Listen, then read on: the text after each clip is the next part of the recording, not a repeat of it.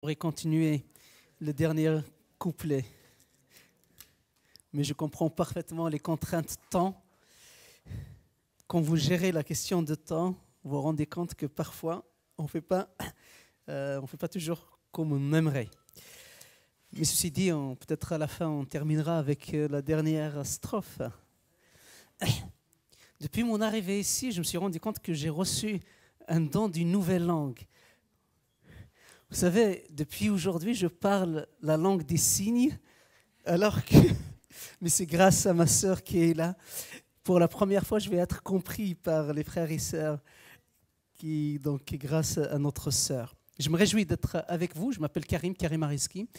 J'étais pasteur à l'église de Tabernacle, où actuellement l'un de vos pasteurs, Clément Blanc, pour ceux qui le connaissent, fait son stage dans un partenariat entre l'église de Tabernacle et l'église Célébration et votre église.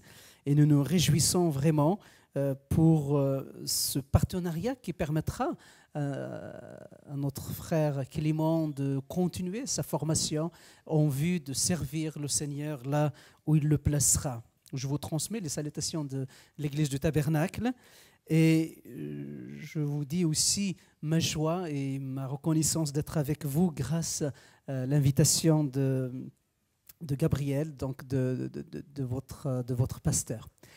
Aujourd'hui, donc, j'aimerais vous entretenir sur annoncer...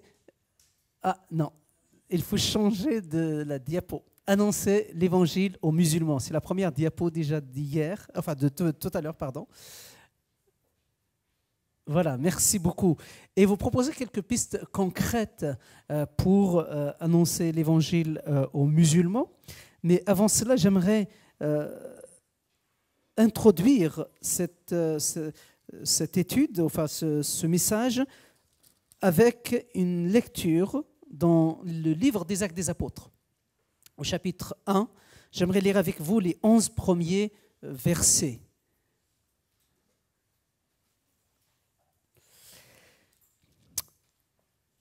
Actes des Apôtres, au chapitre 1, les versets 1 à 11 et non pas à 12. Théophile, j'ai parlé dans mon premier livre, c'est-à-dire l'évangile de Luc, c'est son second livre, j'ai parlé dans mon premier livre de tout ce que Jésus a commencé de faire et d'enseigner jusqu'au jour où il fut enlevé au ciel après avoir donné ses ordres par le Saint-Esprit aux apôtres qu'il avait choisis.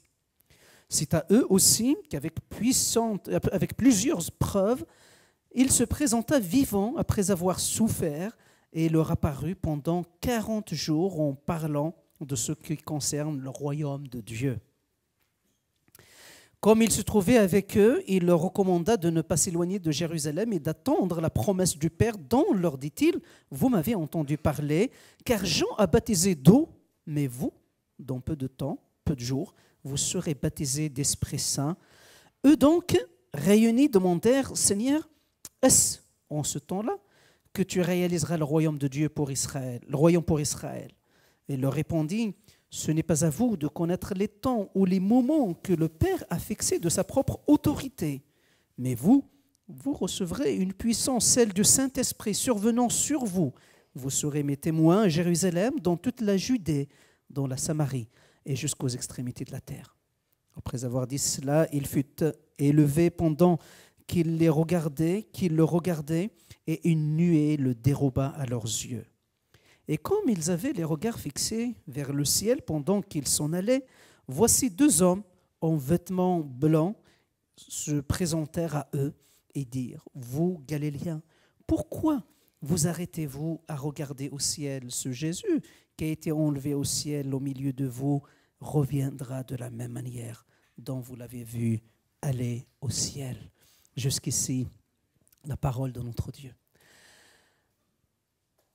Nous fêtons actuellement l'Ascension. Cette semaine, jeudi de l'Ascension, renvoie justement à la montée du Seigneur vers le ciel, après avoir été crucifié, ressuscité au 3e jour et au 40e jour, monté au ciel. Et les apôtres, les disciples l'ont vu, plusieurs l'ont vu.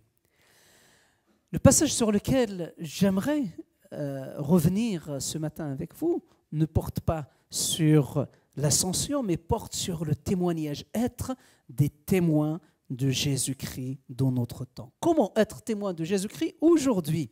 Comment être témoin de Christ en France, à Paris?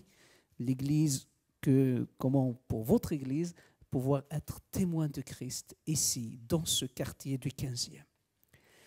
Les apôtres ont été des témoins oculaires, des témoins qui ont vu ce que Jésus a fait, des témoins qui ont vu la crucifixion de Jésus, qui ont vu la résurrection de Jésus et qui ont vu Jésus monter au ciel. Luc, dans tout ce chapitre, dès le début, au verset 2, il met en avant, au verset 3, au verset 4, il met en avant les apôtres. Et au chapitre 2, il met en avant les apôtres pour dire, nous avons affaire à des témoins oculaires, des gens, des hommes et des femmes qui ont vu ce que Christ a fait de leurs propres yeux. Il insiste tellement que Luc, il précise que lorsque Christ s'est présenté à ses disciples, il leur a montré les traces de ses mains. C'est vraiment le même qui a été crucifié, qui est revenu à la vie, et le même qui monte vers le ciel. Lorsque les apôtres ont voulu remplacer Judas, qui a trahi le Seigneur, pour que le collège de 12 apôtres soit reconstruit, il y a une condition qu'ils ont posée. Il faut que ce soit une personne qui ait vu ce que Jésus a fait dès le début de son ministère, sa mort, sa résurrection et son ascension. C'est ainsi que Matthias fut désigné et rajouté au collège apostolique. Donc nous avons affaire ici, et d'une manière très claire, aux apôtres et aux gens qui ont été témoins oculaires de l'œuvre de Jésus. Et eux vont être des témoins de Jésus. Dès Acte 2, ils vont annoncer que Jésus, mort, ressuscité. Jésus, ce Jésus que vous avez crucifié, dit Pierre dans son discours, que vous avez crucifié et ressuscité, Dieu l'a fait revenir à la vie. Que ferions-nous, disaient les gens, après avoir entendu la prédication de Pierre, et Pierre leur a dit, c'est simple, vous devez vous repentir, croire et recevoir le don de l'Esprit. Et c'est comme cela que l'Évangile est annoncé aux Juifs, que les premiers chrétiens ont commencé à être des témoins de Christ auprès des Juifs. Mais le témoignage ne s'est pas arrêté à cet endroit-là. Par la suite, dans Acte 8, les apôtres ont été témoins de Christ pour un peuple, les Samaritains, qui sont un peuple mélangé, métis, entre Juifs et païens. Et au chapitre 10, auprès des païens. Cette parole que Christ a dite à ses disciples, ses premiers, vous serez mes témoins, c'est réalisé déjà dans l'Évangile. Mais pour nous, comment allons-nous être témoins de Christ? Nous n'avons pas été là il y a 2000 ans. Personne n'a assisté à la mort et à la résurrection de Jésus. Comment allons-nous être témoins de Jésus? Les apôtres ont été des témoins oculaires. Nous sommes invités à être témoins dans le cadre de l'Église. Parce que les apôtres ont fondé l'Église. Et lorsqu'ils ont fondé l'Église, ils ont laissé l'enseignement à l'Église. Ils nous ont laissé la parole de Dieu. Bien sûr, les prophètes, nous avons déjà l'Ancien Testament, et ils nous ont laissé le Nouveau Testament. Ainsi, nous avons la parole de Dieu. Ils nous ont laissé l'enseignement. C'est dans le cadre de cette Église fondée sur les apôtres et les prophètes que le Seigneur nous appelle à notre tour, même si nous n'avons pas été là, il y a 2000 ans, à être des témoins de Christ pour notre génération et en tout lieu où le Seigneur nous placera.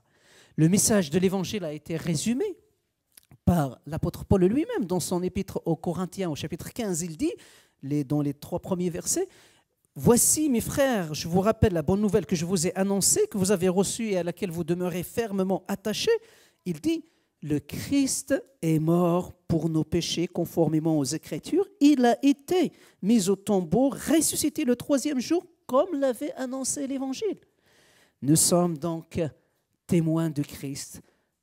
L'Église est invitée à proclamer ce message en tout le temps et en tout lieu, à dire que Christ est mort, ressuscité pour le pardon des péchés et pour le salut de quiconque croit. dans la mesure où nous faisons partie de l'Église, nous sommes invités à être témoins de Christ, là où nous sommes.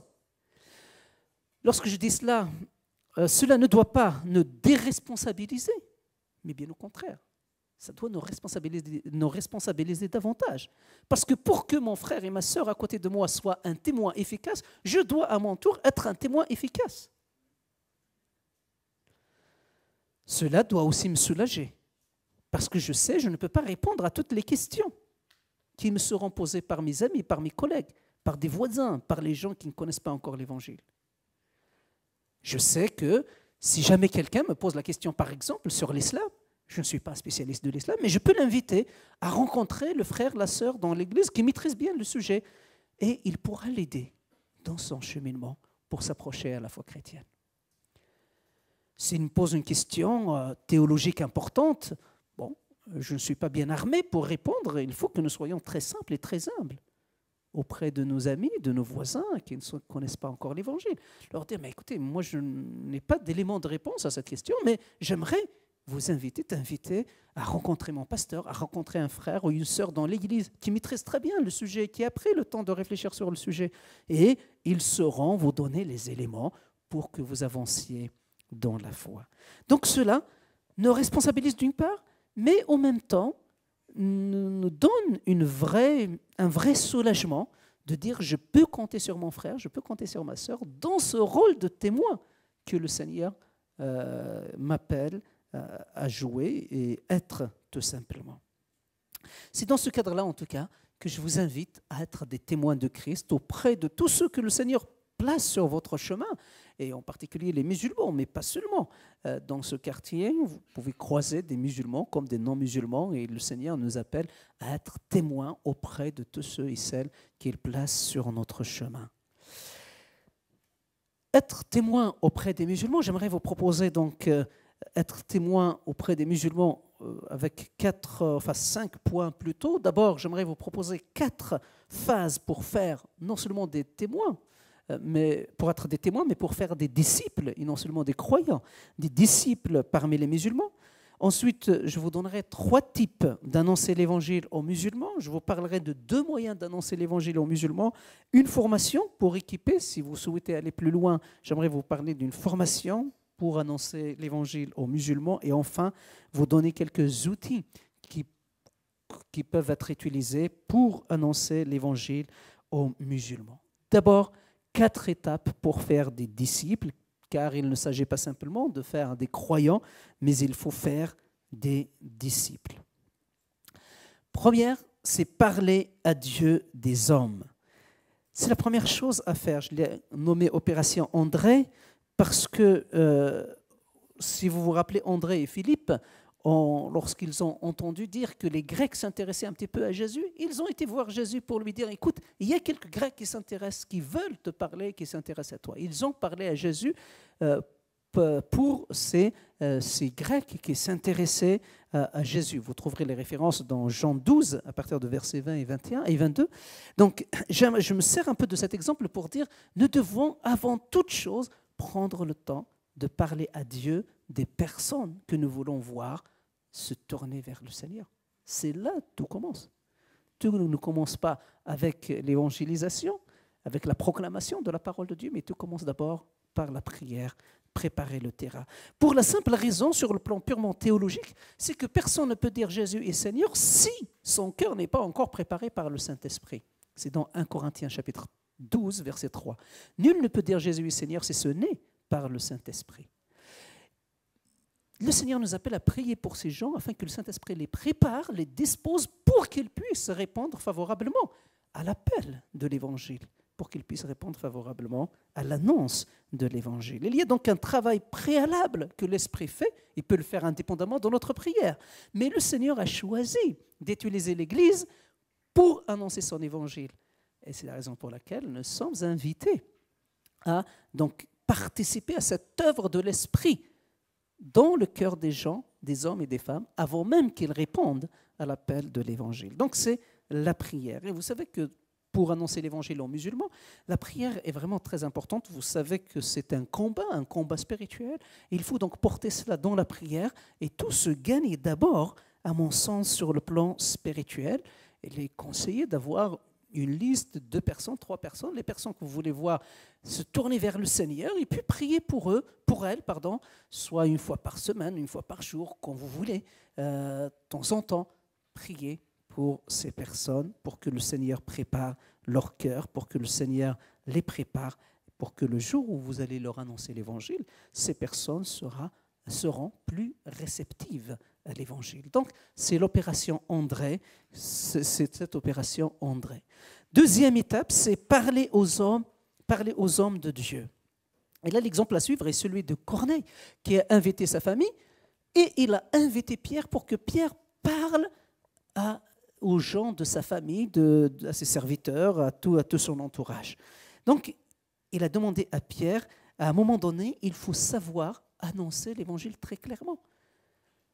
Il ne suffit pas simplement de prier sans annoncer l'Évangile. Il faut à un moment donné parler de l'Évangile. Il faut présenter Jésus. En quoi Jésus peut être sauveur?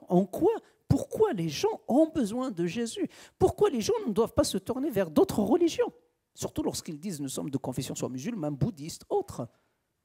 Pourquoi voulez-vous qu'ils se tournent vers le Seigneur? Il faut montrer en quoi Jésus est seul peut sauver, peut délivrer. Donc, à un moment donné, il faut passer à la parole. Vous savez, j'ai toujours comparé un peu cette phase comme la lumière, l'interrupteur. Vous savez que parler, c'est appuyer sur l'interrupteur. Vous avez le courant, vous avez les lampes fonctionnent parfaitement, mais tant que vous n'appuyez pas sur l'interrupteur, vous n'aurez pas de lumière.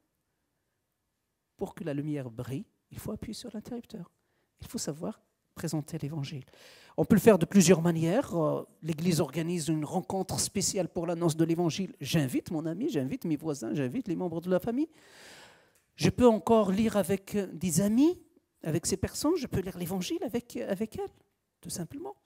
Il y a une campagne, un concert gospel où on annoncera l'Évangile. Je les inviterai. Il faut s'adapter. Vous savez, c'est autrefois, ce sont les campagnes, des grandes campagnes d'évangélisation qui fonctionnaient. Peut-être maintenant, ce qui pourrait plus fonctionner, en tout cas pour Paris, c'est peut-être la proximité. Et c'est un peu dans ce sens aussi que votre projet d'implanter une nouvelle église s'inscrit. Aller à la rencontre des gens, là où ils sont, et s'adapter. C'est le même évangile qu'on annonce. Il n'y a pas de nouveauté. L'évangile qui sauve, c'est celui annoncé il y a 2000 ans.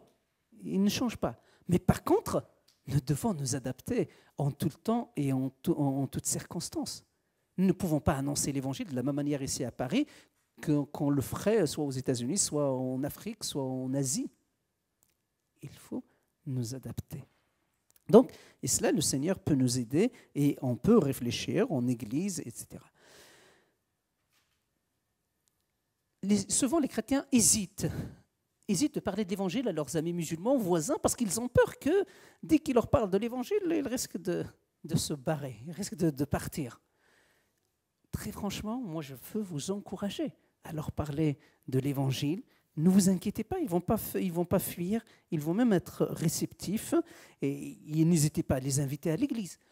Il faut juste leur expliquer qu'on n'a pas d'idole dans notre salle de culte. Et la salle de culte, c'est une salle où on adore le Seigneur, on prie, on lit la Bible. Il n'y a aucun problème.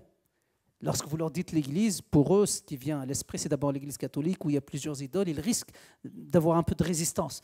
Mais à partir du moment où vous leur expliquez que c'est une salle où on se rencontre un certain nombre de chrétiens pour prier dans le respect de Dieu, pour adorer Dieu et écouter sa parole, je pense qu'il n'y a aucun problème. N'hésitez pas du tout à les inviter. Troisième étape, c'est amener des hommes à Dieu. Prêcher, mais après, il faut les conduire vers Dieu. C'est ce qu'a fait la femme samaritaine. Elle a été dans son village, elle a ramené des gens vers Jésus. Jean 4. J'ai rencontré le Messie. Il nous faut donc savoir, à un moment ou à un autre, ramener les gens vers Christ. Leur parler, là où ils sont, mais à un moment donné, il faut les intégrer dans l'Église. Et il faut les conduire à l'Église. Et une fois arrivés dans l'Église, et là, c'est la 4e étape, il faut faire des hommes pour Dieu, l'opération de Paul, Paul et Barnabas. Ce qu'ils ont fait à l'Église d'Antioche, ils ont pris une année. Ils enseignaient la parole de Dieu pour former des disciples. Et souvent, c'est la période la plus difficile. C'est facile de parler de l'évangile, c'est facile même de ramener quelqu'un à l'église. Mais après, qu'est-ce qu'on fait? On le laisse seul, on l'abandonne. Il nous faut l'accompagner. Et souvent, c'est la phase la plus difficile. Parce qu'il faut l'accompagner dans ses combats, dans ses difficultés, dans ses problèmes, et dans cet accompagnement, jusqu'à faire de lui un disciple, pour que lui aussi, à son tour, va entrer dans cette nouvelle dynamique, la dynamique qui lui permettra à nouveau, à son tour, de parler à Dieu des hommes qu'il veut voir sauvés, de parler aux hommes de Dieu, et puis d'amener des hommes vers Dieu, et de former à son tour d'autres personnes aussi qui seront converties. Il sera ainsi un disciple qui forme d'autres disciples. Ne sont pas invités à faire des croyants pour que les statistiques, même du CNEF ou des protestants en France augmentent ou ailleurs. Non, nous sommes invités à faire des disciples de Christ, c'est-à-dire ceux qui marchent sur les traces de leur maître. Voilà donc 4 phases qui nous permettent de faire des disciples, et c'est vrai aussi bien pour les musulmans, mais pour les non-musulmans. Mais peut-être avec les musulmans, c'est des phases à chaque fois qui vont demander un peu plus, qui seront un peu plus exigeantes que quelqu'un qui a eu déjà un arrière-plan chrétien. J'aimerais dire maintenant 3 façons d'annoncer l'évangile d'abord, et pour cela, je m'inspire de Jean 1. La première, c'est l'exemple de Philippe. Philippe, après avoir rencontré Jésus, qu'est-ce qu'il fait? Il va voir son ami, Nathanaël, et lui dit, « Écoute, nous avons trouvé celui dont il parlait la loi de Moïse et les prophètes. Nous avons trouvé celui dont parle la loi et les prophètes, Jésus de Nazareth. » C'est l'évangélisation par amitié. Vous savez que les musulmans souffrent beaucoup sur ce plan parce qu'ils sont victimes de bien des caricatures dans la presse, etc. Et ils apprécient beaucoup l'amitié. Les inviter à voir un ami musulman ou une amie musulmane, et cela permettra de leur renvoyer un autre regard, un regard beaucoup plus juste, un regard plus réaliste de ce qu'ils sont. Et le jour où vous allez leur parler de l'évangile, ils vous écouteront davantage. Mais si on reste dans les caricatures, le jour où vous allez parler même de l'évangile, même si vous le faites bien, ils vous diront, mais bon, de toute manière, il nous a toujours parlé avec la caricature, donc même ce qu'il nous dit sur l'évangile doit être aussi de la caricature. L'amitié, c'est très important. Et là, nous avons Philippe qui nous apprend qu'on peut aussi présenter Jésus à nos amis par le biais de l'amitié. L'autre, c'est par les liens familiaux, par la famille. Et là, c'est l'exemple d'André qui a été voir son frère Simon-Pierre, le grand apôtre, celui qui allait devenir le grand apôtre Pierre. Tout a commencé avec son frère, pas avec Pierre. C'est lui qui l'a amené, lui a dit, mais écoute, viens, nous avons trouvé le Messie, le Christ. C'est dans Jean 1, au verset 41. Nous avons trouvé le Christ. Nous aussi, nous sommes encouragés à prendre la main des membres de nos familles, des membres de nos cousins, enfin de notre entourage, pour les conduire vers le Christ. Mais vous savez que témoigner de Christ aux membres de nos familles, c'est toujours compliqué. Parce que souvent, les membres de nos familles, à vrai dire, entendent davantage ce que nous faisons et pas ce que nous disons. Là où on ne nous connaît pas, on entend ce qu'on dit. Mais là où on nous connaît, les gens entendent davantage nos actes, ce que nous sommes, et pas franchement ce que nous disons. Et donc là, il y a une exigence à ce que nous soyons nous-mêmes quand même un peu disciples de Christ, si on veut conduire les gens vers le Christ. Et là, il nous faut vraiment la grâce de Dieu parce que nous ne pouvons pas toujours l'être, hélas, auprès de nos familles, auprès de nos enfants par exemple, auprès de nos parents, auprès de notre conjoint lorsque le conjoint n'est pas croyant. C'est très difficile, c'est l'endroit le plus difficile pour être témoin de Christ. Mais on ne peut pas être, mais nous sommes invités à être témoins de Christ partout, hein, y compris dans ces lieux-là exigeants. Enfin, une dernière façon, c'est par la proclamation, par le ministère de la parole. Et là, voilà, il y a un message, un dimanche, un culte d'évangélisation. On invite nos amis à entendre un prédicateur comme Jean-Baptiste a proclamé la parole de Dieu avec un ministère de la parole. Et là, je pense plus à des ministères de la parole. Et sur ce point, j'étais frappé que les jeunes, lorsqu'ils font un peu des études, souvent, ils ne se posent même pas la question de se former pour être serviteur, pour servir dans le ministère pastoral ou dans un autre ministère, d'évangéliste, d'enseignant. Nos jeunes chrétiens, en tout cas c'était le cas à l'église de Tabernacle, ne se posaient même pas la question, est-ce que c'est une possibilité lorsqu'il faut faire les choix, quand on arrive au bac pour faire les choix d'études, on oublie carrément qu'on peut se former aussi sur le plan théologique pour être au service de l'Église. Quand je dis théologique, c'est vraiment la théologie qui reste fidèle à la parole de Dieu. Je n'entends pas du tout la théologie libérale, pour que vous me compreniez parfaitement de quoi je parle. Donc, de se mettre 1 année, 2 ans, 3 ans pour étudier la parole de Dieu, pour la connaître, pour la saisir, pour être aussi imprégné par cette parole et de pouvoir demain servir l'Église de Christ. En tout cas, le monde musulman a besoin des prédicateurs, des prédicatrices, a besoin des hommes, des femmes qui annoncent aussi le message de l'Évangile clairement, à la manière de Jean-Baptiste qui appelle « Repentez-vous et croyez ». 2 méthodes, et là j'irai très rapidement pour annoncer l'évangile aux musulmans. D'abord par la relation, vous savez les relations sont vraiment très importantes et c'est l'évangélisation par la relation est l'évangélisation la plus efficace qui soit, et ce n'est pas moi du tout qui le dis, c'est un certain Billy Graham. Donc vous voyez, c'est l'homme qui a le plus prêché au cours de ces dernières années à des foules. Pour lui, il dit, c'est l'évangélisation par la relation. C'est important de nouer des relations et d'accompagner des gens avec nos relations. Et là, ça demande l'effort de construire de bonnes relations autour de nous, d'être un bon voisin, d'être un bon parent, etc. Et après, il y a l'apologétique par les débats. Sur ce point, je vous renvoie, si vous êtes intéressé, à des forums Veritas qui sont organisés par les groupes bibliques universitaires. Et vous savez qu'il y a des débats et où il m'est arrivé de débattre sur les questions de l'islam avec des imams comme Tarek Obro, etc., sur la fiabilité de la Bible, par exemple. La Bible est-elle falsifiée? Les musulmans disent qu'elle est falsifiée. Que répondre à cela? Ou encore la place de Jésus, quelle est la différence entre Jésus dans la Bible et le Coran, et ainsi de suite. Et donc, si vous voulez, c'est des choses que vous pouvez retrouver sur Internet si vous êtes intéressé. Une formation dont j'aimerais vous parler rapidement si vous êtes intéressé, si le Seigneur vous appelle à servir parmi les musulmans, il y a une formation tous les ans, la 2e semaine du mois de juillet. Là, c'est le 8 juillet jusqu'au 15 juillet. C'est une semaine, c'est à l'Institut biblique de Nogent.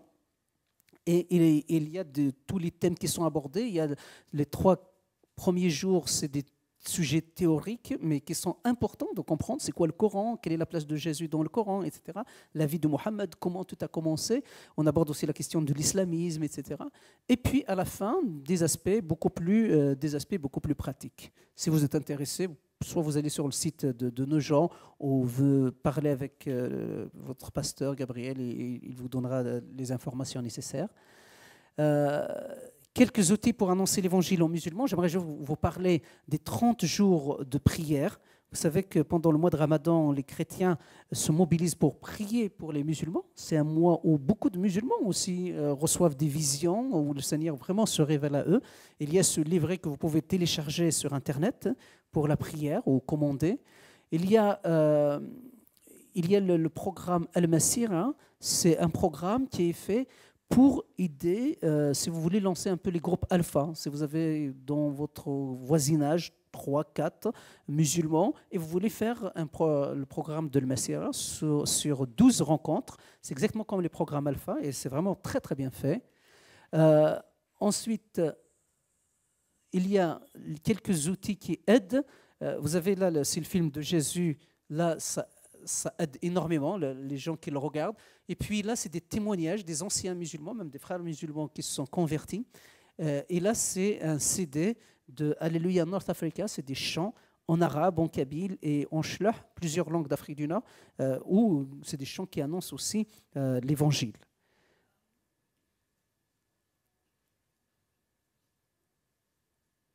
Ah oui, là, c'est un site sur lequel Jésus Islam, du pasteur Hicham de Carcassonne. Il y a beaucoup de choses aussi que vous pouvez télécharger et utiliser. Bon, je termine avec ça, des choses à faire et des choses à éviter.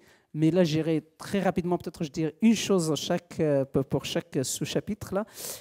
Pour la religion, je pense qu'il y a une chose que j'aimerais dire, c'est faire preuve de respect pour la Bible ou pour la parole de Dieu. Quand vous prenez la Bible, si vous voulez parler avec un musulman, Surtout, ne prenez pas ce jour-là la Bible où vous avez noté toutes vos dates de naissance, enfin les dates d'anniversaire, tous vos commentaires. Ça, vous la gardez pour vous, c'est très bien. Mais prenez une Bible où rien n'est écrit dessus, propre, pour que le musulman dise, bon, il ne se sert pas de sa Bible comme son agenda, quoi. Donc voilà, il respecte la parole de Dieu. Ça peut choquer, ce serait dommage de mettre un obstacle pour rien. Donc ça ne vous coûte rien d'acheter une petite Bible qui restera propre pour l'évangélisation, que vous garderez pour l'évangélisation. Et puis, peut-être pour les relations hommes-femmes, faire attention à ne pas se retrouver avec le sexe opposé seul. Même si vous avez des voisins, des amis qui vous admirent, que vous aimez beaucoup, si jamais ils vous invitent et qu'il est arrivé en retard et il n'y a que son épouse, par exemple, à la maison, même si elle vous invite de rentrer très simplement, peut-être c'est conseillé de lui dire, bon écoutez, ça tombe bien, je vais faire une petite course, je reviens, ou je vais faire un tour, je reviens, etc. Et c'est valable aussi dans le sens inverse. Voilà, ça enlèverait un peu des obstacles inutiles pour l'annonce de l'Évangile. Et puis pour l'hospitalité, vous savez que les musulmans ils sont très très hospitaliers, donc en particulier pendant ce mois de Ramadan, n'hésitez pas à vous faire inviter, à vous laisser inviter par vos voisins musulmans à aller chez eux et aussi à les inviter à votre tour. C'est comme ça que se construisent des relations qui permettront demain l'annonce de l'Évangile d'une manière simple, tout simplement, et avec tendresse et amour. Voilà. Après, sur le plan social, je me dis simplement, si jamais un jour vous êtes dans un pays musulman, sachez que le premier prix qui vous est donné n'est jamais le bon. Donc, ils s'attendent à ce qu'il y ait un peu de négociation. Ça fait partie aussi des relations sociales, sauf bien sûr dans des magasins, mais ailleurs, ce n'est jamais le bon. Donc, d'une part, ce serait dommage de vous priver d'une discussion, de voir un peu vos capacités commerciales, et d'autre part surtout, ça vous permet aussi de nouer aussi des relations avec le taxi ou avec la personne avec laquelle vous aurez affaire. Donc, voici un peu quelques éléments que j'espère vous seront utiles, nous seront utiles pour que nous soyons des témoins de Christ, pour dire une seule chose qui a été vue par les apôtres, les témoins oculaires: Christ est mort et ressuscité pour le pardon et pour le salut de quiconque croit. Amen.